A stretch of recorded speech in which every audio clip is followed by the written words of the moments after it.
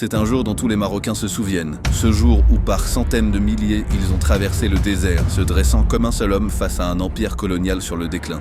Le 6 novembre 1975, l'histoire du Maroc prenait un tournant décisif. Ni armes, ni violence, seulement des drapeaux rouges et verts flottant au vent, des Corans tenus avec conviction et la force inébranlable d'un peuple uni. Dans le silence de son bureau royal, Hassan II contemple la carte du Maroc étalée devant lui. Ses yeux s'attardent sur cette partie méridionale que son pays n'a jamais cessé de revendiquer, le Sahara.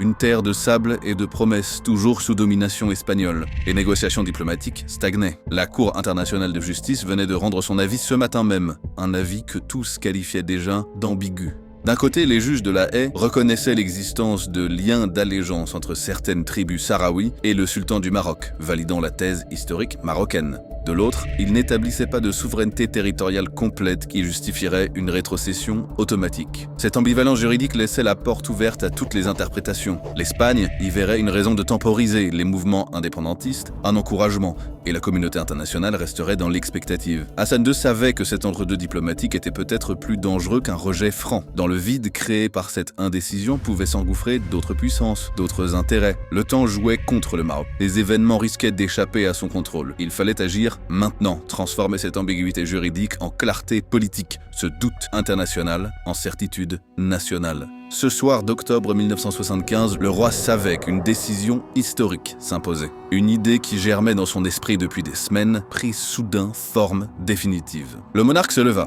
et fit quelques pas vers la fenêtre. L'histoire du Maroc défilait dans son esprit. Les empires successifs qui avaient étendu leur influence jusqu'au sud, les caravanes commerciales qui traversaient ces terres depuis des siècles, cette continuité historique que l'Espagne avait interrompue. Comment renouer ce fil sans déclencher un conflit armé qui affaiblirait le royaume ? Hassan II songeait aux mouvements de décolonisation qui secouaient l'Afrique, aux révolutions violentes, aux guerres d'indépendance. Puis il pensa à Gandhi et à sa marche du sel, à la puissance symbolique d'une foule pacifique, à l'embarras diplomatique que provoquerait une armée espagnole confrontée non pas à des soldats, mais à des civils sans armes. Il réfléchit aux implications intérieures d'une telle initiative.